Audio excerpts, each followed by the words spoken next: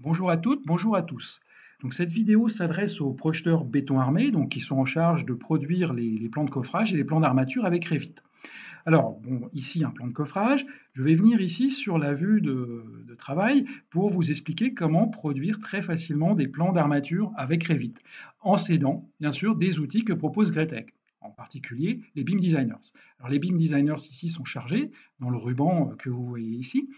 Alors, pour ferrailler rapidement un élément de structure pour lequel l'ingénieur m'a par exemple donné une minute de calcul.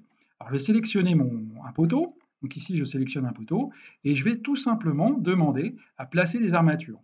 Donc, je lance l'assistant ici, donc qui va me permettre, à partir de la lecture de la minute de calcul de l'ingénieur, de saisir dans des tableaux qui sont très parlants ici, très faciles à exploiter. Je vais pouvoir saisir les diamètres des barres. Je vais pouvoir rentrer aussi les crochets en extrémité sur, par exemple, ici, la tête, enfin, la partie haute de ces barres. Je vais pouvoir aussi saisir les quantités d'acier suivant chacune des directions, ainsi que les aciers intermédiaires. Voilà, donc j'ai le récapitulatif qui va être donné ici et bien sûr le contrôle de la section d'acier réel. Pour les aciers transversaux, de la même manière, je vais pouvoir créer ici, à partir de la saisie d'un nombre d'espacements et d'un espacement ici, je vais pouvoir donner ici une série d'espacements automatiquement calculés sur la hauteur du poteau. Alors, une fois que ce ferraillage est déterminé, alors, on peut aussi rentrer dans des particularités, hein. Là, comme on a des barres intermédiaires, je vais pouvoir préciser si elles sont liées par des épingles ou des étriers, par exemple. Voilà. Alors, tous ces détails étant donnés, je vais valider.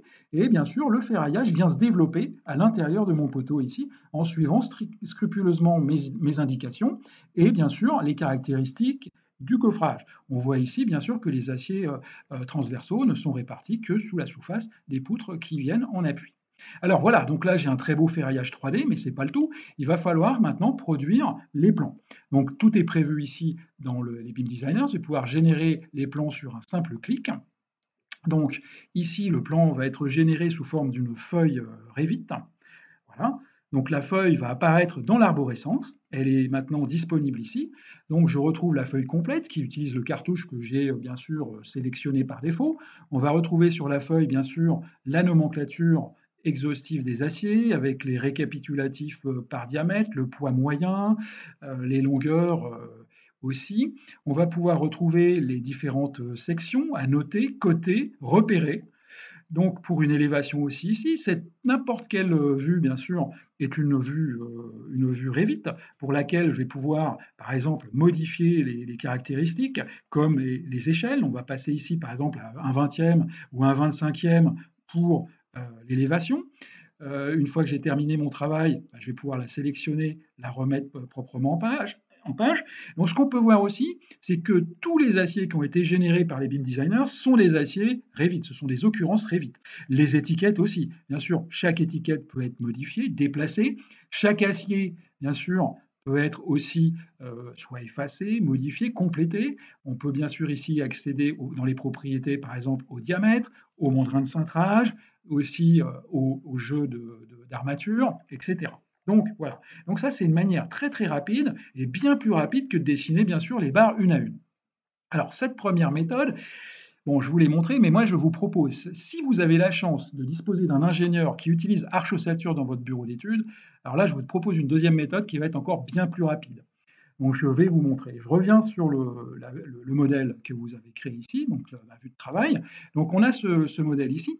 Ce que je propose, c'est d'utiliser bien sûr ici le BIM Connect de Gretec, qui va vous permettre en un seul clic d'exporter votre modèle, soit vers Advanced Design, soit vers Arch Ossature. Alors moi, je vais choisir Arch Ossature, hein. Pour les projets béton, c'est vraiment l'outil qu'il nous faut. Donc je lance ici automatiquement le transfert vers Arch Ossature. Alors si Arch Ossature est chargé sur le poste, c'est comme dans le cas présent ici, donc Ossature va se lancer automatiquement. Si Ossature est sur le poste de l'ingénieur, je vais tout simplement utiliser un fichier de transfert intermédiaire que je lui enverrai. Alors on voit ici dans le bloc-notes ici le petit rapport d'exportation qui indique tous les éléments de structure qui sont passés dans Arch Ossature, donc qui est l'ingénieur, avec y compris éventuellement les charges. Alors maintenant, je prends la casquette de l'ingénieur, hein, pour vous montrer que je reçois dans Arch Ossature la maquette Revit exactement à l'identique. Donc j'ai tous mes niveaux, j'ai tous mes éléments de structure. Bon, ce qui est très important, c'est que les éléments de structure qu'on le récupère ici, que ce soit les dalles, que ce soit les poutres, sont associés bien sûr à leur identifiant unique. Hein. Donc ça, c'est vraiment une approche essentielle. Donc chaque élément est repéré, chaque élément dispose de ses sections, de ses portées, etc., de ses chargements le cas échéant. Alors, on va lancer la descente de charge. Donc on a bien sûr toutes les hypothèses, hein, comme d'habitude, hein, les hypothèses classiques ici. Donc on va pouvoir lancer les descentes de charge ici très rapidement en analysant, modélisant, comme ceci, la descente de charge s'opère. On n'a pas d'erreur, on va pouvoir lancer carrément le calcul de descente de charge, comme ceci. Voilà. Donc je fais mon travail d'ingénieur, ici, donc la descente de charge est réalisée. Je vais peut-être isoler. Alors on voit que les étages, bien sûr, les niveaux sont bien sûr sont respectés ici par rapport à ceux qu'on avait dans le modèle Revit. Je vais pouvoir isoler ce niveau, par exemple afficher des résultats comme les charges appliquées sur les poutres. Donc voilà, hein, donc c'est extrêmement simple. On a toutes les informations hein, classiques sur les poutres, sur les poteaux, etc. Donc ce que je vais faire maintenant, c'est que je vais sélectionner, hein, donc je vais sélectionner une poutre. Donc ici, je sélectionne non pas la dalle, mais cette poutre ici, et je vais l'envoyer vers le module de calcul pour avoir un ferraillage d'exécution. Donc là, le programme Archossature fait appel au BIM Designer poutre pour faire ce calcul précis du ferraillage de ma poutre suivant les codes, enfin le recode 2. Donc je récupère ma poutre ici avec son chargement, etc. Donc, je peux bien sûr regarder le tableau de bord ici, disons avoir les récapitulatifs de résultats sur les efforts, sur les contraintes, sur les ferraillages théoriques et les ferraillages réels. Donc, on a toutes ces infos. Ce que je veux vous montrer maintenant, c'est qu'en tant qu'ingénieur, je peux enregistrer cette poutre pour la renvoyer vers le modèle Revit. Donc voilà, dans un process totalement BIM, j'enregistre cette poutre. Voilà, donc il s'agissait de la poutre, hein, je vous rappelle la poutre 128. Donc maintenant que cette poutre est enregistrée, je vais revenir prendre la casquette du projeteur. Voilà, je suis dans ma maquette Revit à nouveau et vous voyez que je peux venir toujours dans les outils Gretec, je peux venir importer pour cette poutre en particulier des résultats. Donc il s'agit de la poutre 128, je récupère les informations et automatiquement le ferraillage vient compléter ma maquette 3D. Hein. Voilà. Donc le process BIM est assuré à 100%. Donc moi, en tant que projeteur, cette poutre, j'ai envie non pas de la voir en 3D, bon ça c'est une chose, mais surtout d'en créer un feuillet avec les coupes, avec les élévations, pour pouvoir éventuellement la retravailler. Eh bien, vous connaissez le principe maintenant. Hein, je vais simplement demander à générer les plans pour cette poutre. De la même manière que pour le poteau tout à l'heure, mais de manière encore plus rapide, je vais récupérer la poutre avec ses véritables ferraillages de calcul envoyés par l'ingénieur. Donc voilà, donc la poutre est présente dans ce feuillet. Hein, donc on retrouve bien sûr les coupes à noter, repérer, coter. On retrouve bien sûr la nomenclature d'acier. On retrouve bien sûr le cartouche. Et puis bien sûr toute possibilité de faire des personnalisations de ces vues. Par exemple, ici évidemment, possibilité de modifier l'échelle. Donc on va modifier l'échelle comme ceci.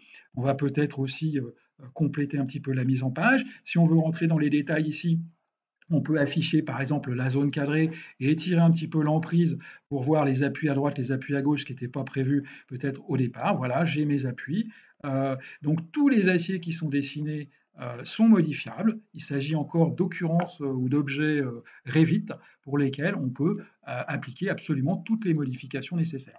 Voilà, écoutez, je vous remercie pour votre attention. J'espère que cette vidéo vous a un petit peu éclairé sur les différentes possibilités offertes par Gretec pour créer de l'armature rapidement dans Revit.